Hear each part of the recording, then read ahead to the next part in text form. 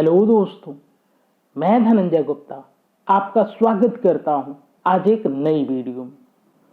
दोस्तों, आज के इस वीडियो की हमारी टॉपिक है नाइट्रोजन के असामान्य गुण, या फिर हम कह सकते हैं नाइट्रोजन के असामान्य व्यवहार। इंग्लिश में हम कहेंगे एनामलस बिहेवियर ऑफ नाइट्रोजन। तो चलिए आज की इस वीडियो में सबसे पहले हम समझते हैं कि नाइट्रोजन के असामान्य व्यवहार का अर्थ क्या है। तो हम लिख सकते हैं नाइट्रोजन वर्ग 15 के अन्य तत्वों से कुछ भिन्न गुण प्रदर्शित करता है, जिसे नाइट्रोजन के असामान्य गुण कहते हैं। देखिए, यहाँ पर वर्ग 15 के तत्व दिखाए गए हैं। आप जानते हैं कि आवर्त सारणी के एक वर्ग में जो तत्व होते हैं उनके गुण समान होते हैं, परंतु आपने यह भी पढ़ा होगा कि वर्ग का जो प्रथम तत्व होता है इसका गुण बाकी तत्वों से कुछ अलग होता है। तो यहाँ पर नाइट्रोजन का गुण वर्ग 15 के शेष तत्वों से कुछ भिन्न होगा और इन गुणों को हम कहेंगे नाइट्रोजन के असामान्य गुण। अब क्वेश्चन यहाँ पर यह है कि असामान्य गुण के कारण क्या है। नाइट्रोजन के असामान्य गुण के प्रमुख कारण निम्नलिखित हैं। नंबर 1, नाइट्रोजन का परमाणु आकार छोटा होना। तो आप देख रहे हैं नाइट्रोजन यहाँ पर पहला तत्व है और आप जानते हैं कि जो पहला तत्व होता है उसकी परमाणु त्रिज्या सबसे छोटी होती है, क्योंकि नीचे आने पर परमाणु त्रिज्या बढ़ती है। तो नाइट्रोजन का छोटा आकार एक कारण है जिसकी वजह से नाइट्रोजन असामान्य गुण प्रदर्शित करता है। दूसरा कारण नाइट्रोजन की उच्च विद्युत ऋणात्मकता। तो आप जानते हैं जब परमाणु त्रिज्या छोटी होती है तो विद्युत ऋणात्मकता अधिक होती है, या फिर आपने ऐसे पढ़ा होगा कि जब वर्ग में नीचे आते हैं तो विद्युत धनात्मकता बढ़ती है और नाइट्रोजन तो सबसे ऊपर है, यानी कि इसकी विद्युत ऋणात्मकता अन्य तत्वों से काफी अधिक है। तीसरा पॉइंट, नाइट्रोजन की आयनन ऊर्जा उच्च होती है। तो आप जानते हैं जब विद्युत ऋणात्मकता अधिक होगी और परमाणु त्रिज्या भी छोटी है तो नाइट्रोजन अपने इलेक्ट्रॉन को निकालना नहीं चाहता है, यानी कि आयनन ऊर्जा अधिक होती है। और चौथा एक मुख्य कारण ये होता है कि नाइट्रोजन के बाह्यतम कोश में डी ऑर्बिटल्स का अनुपस्थित होना। यदि नाइट्रोजन का इलेक्ट्रॉनिक विन्यास लिखें तो लिखेंगे 1s2 2s2 2p3, मीन्स इसका बाह्यतम कोश दूसरा है और आप जानते हैं दूसरे कोश में डी उपकोष नहीं होता है। तो यह भी एक मुख्य कारण है जिस वजह से नाइट्रोजन असामान्य गुण प्रदर्शित करता है। तो इन शॉर्ट हम ये याद रखें कि ये 4 मुख्य बिंदु हैं या 4 मुख्य कारण हैं जिसकी वजह से नाइट्रोजन असामान्य गुण प्रदर्शित करता है। और ये चारों कारण हमको बहुत अच्छे से समझ में आ जाएंगे जब हम इस वीडियो में आगे आपको समझाएंगे। तो चलिए अब हम बात करते हैं नाइट्रोजन के प्रमुख असामान्य व्यवहार के बारे में। तो पहला पॉइंट हम डिस्कस करेंगे, नाइट्रोजन अपने छोटे आकार के कारण अन्य नाइट्रोजन परमाणु के साथ p बहुआवंत बनाता है, जबकि वर्ग के अन्य तत्व स्वयं के साथ p आवंत नहीं बनाते। तो यहाँ पे आपने देखा छोटा आकार है, इसीलिए ये गुण देखने को मिलता है नाइट्रोजन में। बात थोड़ा और समझते हैं हम। तो यदि नाइट्रोजन के इलेक्ट्रॉनिक विन्यास को हम देखें तो होगा 1s2 2s2 2p3। Orbital picture diagram बनाएं तो कुछ ऐसा बनेगा, यह है 1s, ये 2s और ये 2p। आप देख रहे हैं यहाँ पे 2p में 3 अनपेयर्ड इलेक्ट्रॉन हैं और ये इलेक्ट्रॉन बॉन्डिंग करते हैं। तो जब नाइट्रोजन अणु में 2 नाइट्रोजन परमाणु पास में होते हैं तो ये जो अयुग्मित इलेक्ट्रॉन वाले p ऑर्बिटल हैं ये दूसरे परमाणु की अयुग्मित इलेक्ट्रॉन वाले ऑर्बिटल्स के साथ ओवरलैपिंग या अतिव्यापन करते हैं। तो यहाँ पे अतिव्यापन तीनों करेंगे। ये देखिए, ये है px py pz। यहाँ पे देखिए px की भी ओवरलैपिंग होगी, py की ओवरलैपिंग होगी, देखिए यहाँ पे डॉटेड लाइन से दिखाया गया, और pz की भी ओवरलैपिंग यहाँ पे आपको दिखाई गई है। तो इस ओवरलैपिंग के बाद 2 नाइट्रोजन परमाणुओं के बीच ट्रिपल बॉन्ड बनता है। आप यहाँ पर देख सकते हैं त्रिआवंत बनता है और ये त्रिआवंत बना है p ऑर्बिटल्स के द्वारा, तो इसलिए हम इसको कहेंगे p बहुआवंत। क्यों कहेंगे? क्योंकि जब भी डबल बॉन्ड या ट्रिपल बॉन्ड बने तो उसको हम बहुआवंत कह सकते हैं। और पाई क्यों लगाया गया है? क्योंकि आप जानते हैं कि जब ये अक्ष पे ओवरलैपिंग होगा, मतलब इस नाइट्रोजन के न्यूक्लियस के ठीक सामने एक लाइन हम खींचे ऐसे, तो इसको कहते हैं अक्ष, तो उसको सिग्मा बॉन्ड कहते हैं। और अक्ष के अलावा जो ये ओवरलैपिंग ऊपर हो रहे हैं, इससे बनेंगे पाई बॉन्ड। तो यहाँ पे पाई बॉन्ड बन रहे हैं। या फिर आपने ऐसा सुना होगा कि जब ट्रिपल बॉन्ड होता है तो उसमें एक सिग्मा बॉन्ड और 2 पाई बॉन्ड होते हैं। तो इसलिए यहाँ पर हमने लिखा पी पाई बहुआवंत। नाइट्रोजन ऐसा कर पाता है क्योंकि इसका परमाणु आकार छोटा है, जबकि वर्ग के अन्य तत्वों का परमाणु आकार बड़ा है, इसलिए वो ऐसा नहीं कर पाते। फास्फोरस को लेकर बात को हम क्लियर करेंगे। तो देखिए, यदि हम फास्फोरस के इलेक्ट्रॉनिक विन्यास को देखें तो ये फास्फोरस का इलेक्ट्रॉनिक विन्यास है। यहाँ पर फास्फोरस का बाह्यतम कोश तीसरा है, और आप जानते हैं कि यदि इसका ऑर्बिटल पिक्चर हम बनाएं तो कुछ ऐसा बनेगा। देखिए 1s 2s 2p, और ये हो गया 3s, और ये 3p के 3 अनपेयर्ड इलेक्ट्रॉन। अब आप सोचेंगे कि ये 3 अनपेयर्ड इलेक्ट्रॉन दूसरे फास्फोरस परमाणु के 3 अनपेयर्ड इलेक्ट्रॉन के ऑर्बिटल के साथ ओवरलैपिंग कर सकते हैं, जैसा कि नाइट्रोजन में हुआ। तो यहाँ पर नहीं हो पाता है, और इसका कारण होता है इसकी परमाणु त्रिज्या का या परमाणु आकार का बड़ा होना, जो कि आगे मैं अभी आपको समझाता हूं। तो देखिए, परमाणु आकार बड़ा होने के कारण फास्फोरस परमाणुओं के अतिव्यापन प्रभावी नहीं होते, अतः पी पाई आवंद नहीं बनते हैं। यहाँ पर थोड़ी सी बात को और क्लियर हम करें तो देखिए, यहाँ पर जो नाइट्रोजन है इसकी परमाणु त्रिज्या छोटी है। तो आप देखिए, इनके जो ये न्यूक्लियस हैं, जो यहाँ पे N लिखा गया है, यही केंद्र बिंदु होता है, जिसको हम कहते हैं नाभिक का स्थान होता है।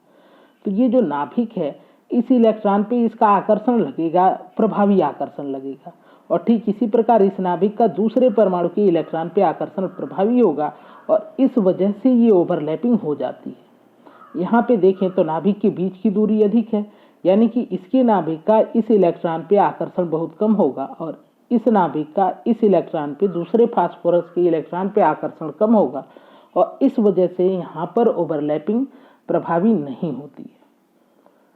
और ओवरलैपिंग प्रभावी नहीं होने के कारण यहाँ पे पाई आवंध नहीं बन पाते। तो यदि हम फास्फोरस अणु को देखें तो फास्फोरस में 4 फास्फोरस परमाणु ऐसे सिंगल बॉन्ड द्वारा जुड़े होते हैं। आप देखें, इस फास्फोरस ने 3 आवंध बनाए हैं, लेकिन ये ट्रिपल बंध नहीं है, क्योंकि ये 3 बंध जो हैं वो 3 अलग अलग फास्फोरस परमाणुओं के साथ बने हुए हैं। तो आप यहाँ से समझ सकते हैं कि फास्फोरस केवल सिंगल बॉन्ड ही बना सकते हैं, लेकिन नाइट्रोजन पी पाई बहुआवंध बनाते हैं, और ऐसा उसकी छोटे परमाणु त्रिज्या के कारण हुआ है। उम्मीद है बात आप समझ गए होंगे, और इस पॉइंट से आप काफी कुछ समझ जाएंगे। तो यदि ये पॉइंट आपको समझ में आ गया होगा तो अगला पॉइंट और भी आपको आसान लगेगा।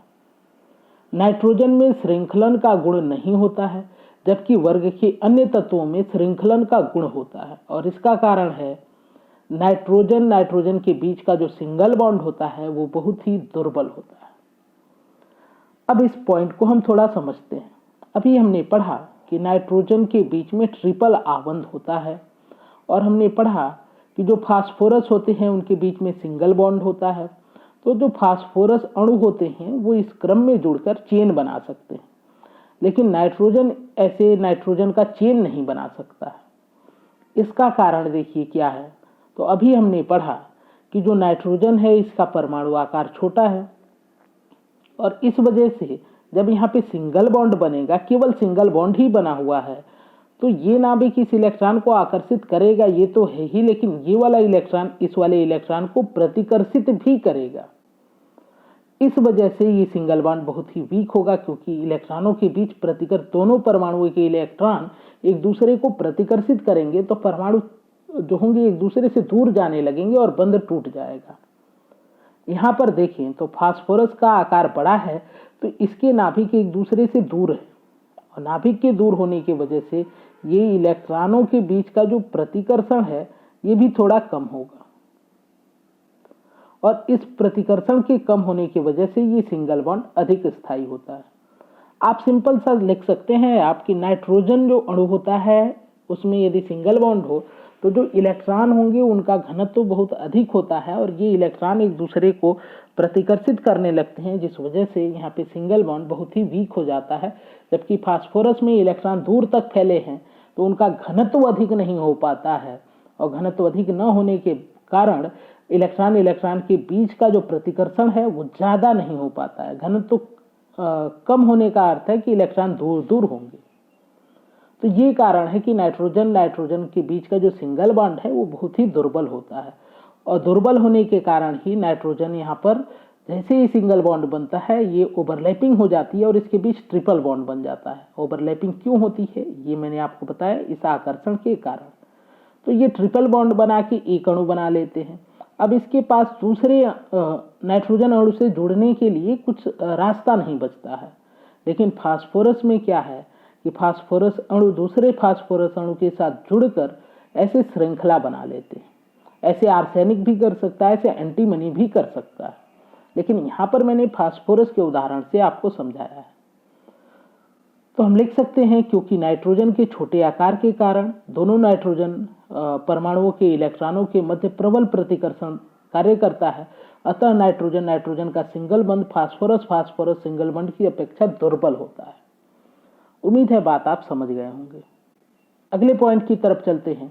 नाइट्रोजन द्विपरमाणु कण हुए, इसको हम N2 लिखेंगे, जबकि इस वर्ग के अन्य तत्व चतुष्परमाणु कणु हैं जैसे P4, AS4, sp4। तो इसका कारण आपने देखा कि नाइट्रोजन नाइट्रोजन में ट्रिपल बॉन्ड बनता है, जबकि अन्य जो तत्व हैं यहाँ पर फास्फोरस आर्सेनिक और एंटीमनी, इनके बीच में सिंगल बॉन्ड बनता है। तो इस वजह से नाइट्रोजन द्विअणुक है क्योंकि दो परमाणु ही जुड़कर द्विपरमाणुक है क्योंकि दो परमाणु ही जुड़कर एक अणु बनाते हैं, और यहाँ पे चार परमाणु जुड़कर एक अणु बनाते हैं। नाइट्रोजन की रासायनिक सक्रियता वर्ग के अन्य तत्वों की तुलना में बहुत कम होती है, और इसका भी कारण है नाइट्रोजन के बीच में ट्रिपल बॉन्ड का होना। आप जानते हैं रासायनिक सक्रियता का अर्थ है रासायनिक क्रिया करना, और जब भी रासायनिक क्रिया होती है तो पुराने बंध टूटते हैं और नए बंध बनते हैं। ये आपने क्लास 9-10 में पढ़ा होगा। तो जब नाइट्रोजन क्रिया करेगा तो इसके ये बीच के बॉन्ड टूटेंगे। यहाँ पे ट्रिपल बॉन्ड है जो कि काफ़ी मजबूत है, तो इसका टूटना कठिन है, इसलिए नाइट्रोजन सामान्यतः क्रिया नहीं कर पाते हैं। जबकि फास्फोरस में देखें तो यहाँ पे परमाणुओं के मध्य सिंगल बॉन्ड है, ये आसानी से टूटेंगे, यानी कि फास्फोरस की क्रियाशीलता काफ़ी अधिक होगी। तो नाइट्रोजन की क्रियाशीलता वर्ग के अन्य तत्वों की तुलना में बहुत कम होती है, क्योंकि नाइट्रोजन अणु में नाइट्रोजन परमाणुओं के मध्य त्रिआबंध होता है। अगला पॉइंट देखें तो सामान्य परिस्थितियों में नाइट्रोजन गैस है, जबकि समूह के अन्य तत्व ठोस होते हैं। तो इसका कारण समझते हैं। तो देखिए, ये है नाइट्रोजन का अणु N2, और फास्फोरस के अणु की बात करेंगे तो होगा P4। आप जानते हैं N2 का आकार छोटा होगा क्योंकि यहाँ पे दो परमाणु हैं, यहाँ पे चार परमाणु आपस में जुड़े हैं, इसका आकार बड़ा होगा। आप जानते हैं कि जब परमाणु का या फिर अणु का आकार बड़ा होता है तो अणु के मध्य कार्य करने वाले जो वांडरवाल आकर्षण बल हैं वो भी प्रबल होते हैं। तो जब हम फास्फोरस की बात करेंगे तो फास्फोरस में प्रबल आकर्षण बल काम करेंगे अणुओं के बीच, और इस अंतराणविक आकर्षण के कारण ये अणु बहुत पास पास आ जाएंगे, और जब बहुत पास हो जाएंगे तो ये ठोस में परिवर्तित हो जाएंगे।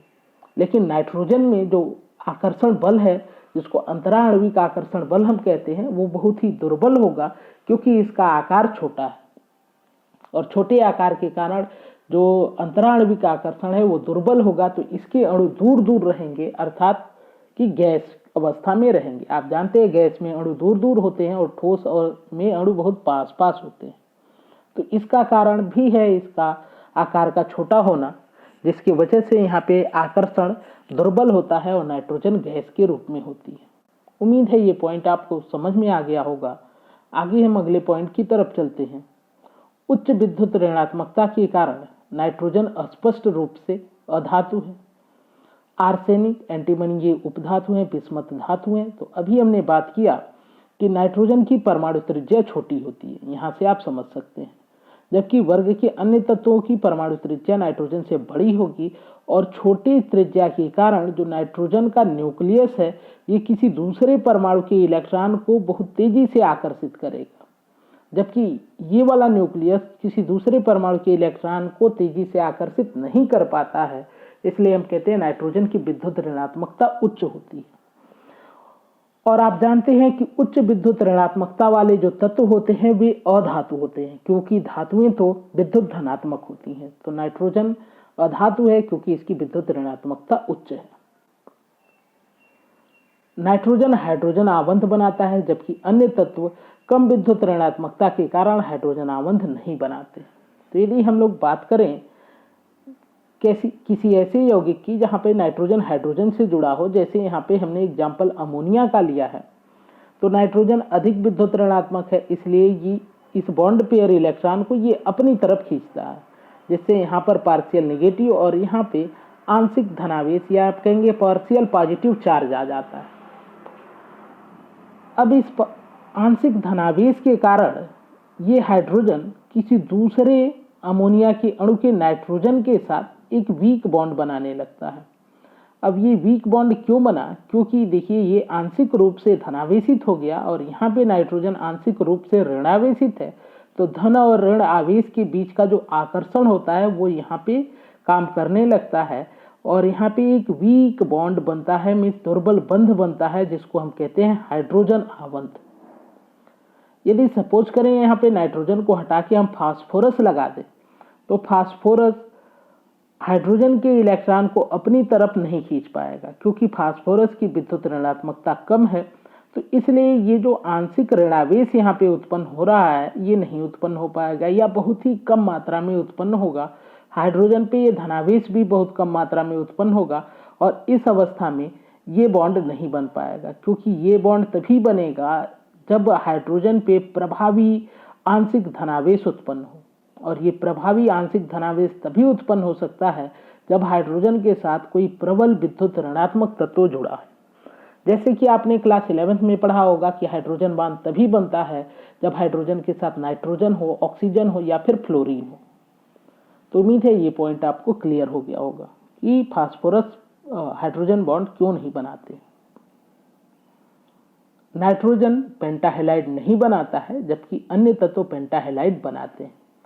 तो यदि हम नाइट्रोजन की बात करें, पहले फास्फोरस की बात करें, तो देखिए फास्फोरस का बाह्यतम कोष तीसरा है और आप जानते हैं तीसरे कोष में डी उपकोष भी होता है। तो यहाँ पे हम लिखेंगे 3d0, यानी कि डी उपकोष तो है लेकिन इलेक्ट्रॉन इसमें नहीं है। अब यदि इसका ऑर्बिटल पिक्चर बनाए तो यहाँ पे डी उपकोष को खाली हमने दिखाया है। यहाँ पे देखें तो ये 3s का जो इलेक्ट्रॉन है जो कि युग्मित है, जरूरत पड़ने पर यह अपने इलेक्ट्रॉन को प्रमोट करके यहाँ पे डी में भेज देगा, जिसके बाद ये इलेक्ट्रॉन भी अनपेयर्ड हो जाएगा। तो यहाँ पे आपने देखा कि जब ये वाला एक इलेक्ट्रॉन यहाँ पे चला गया तो अयुग्मित इलेक्ट्रॉनों की संख्या 5 हो गई। अब ये जो 5 अयुग्मित इलेक्ट्रॉन है ये बॉन्डिंग करेंगे तो 5 बॉन्ड बन सकते हैं, यानी कि फास्फोरस पेंटाहेलाइड बना सकता है, क्योंकि 5 बॉन्ड बन जाएंगे तो PCl5 बन जाएगा। लेकिन नाइट्रोजन की यदि हम बात करते हैं तो नाइट्रोजन का बाह्यतम कोष दूसरा है। इसका ऑर्बिटल पिक्चर हम देखते हैं तो यहाँ पर हम डी उपकोष नहीं बना सकते हैं, क्योंकि दूसरे कोष में डी उपकोष नहीं होता है। इसलिए नाइट्रोजन 3 आबंध बनाता है या मैक्सिमम 4 आबंध बना सकता है। इसके कारण एक बंध बन जाएगा तो 4 आबंध मैक्सिमम हो जाएंगे, यानी कि नाइट्रोजन NCl5 नहीं बना सकता है। तो यदि हम बात करें PCl5 वर्सेस NCl5 की, तो ऐसा फास्फोरस तो कर सकता है, पेंटाक्लोराइड बना सकता है, लेकिन नाइट्रोजन पेंटाक्लोराइड नहीं बना सकता है। तो उम्मीद है कि ये पॉइंट आपको समझ में आ गया होगा। तो दोस्तों ये थी आज की वीडियो। उम्मीद है आज की वीडियो से आपको लाभ होगा। यदि वीडियो आपको पसंद आए, वीडियो से आपको लाभ हो तो लाइक करें, अपने दोस्तों के साथ शेयर करें, हमारे इस चैनल को सब्सक्राइब कर लें और बेल आइकन को प्रेस करें ताकि आगे आने वाली वीडियो का नोटिफिकेशन आपको मिले। वीडियो से संबंधित अपने विचार को कमेंट बॉक्स में ज़रूर लिखें। आज की वीडियो देखने के लिए, हमारे इस चैनल से जुड़ने के लिए आपका बहुत बहुत धन्यवाद। मिलते हैं आपसे अगली वीडियो में अगले टॉपिक के साथ।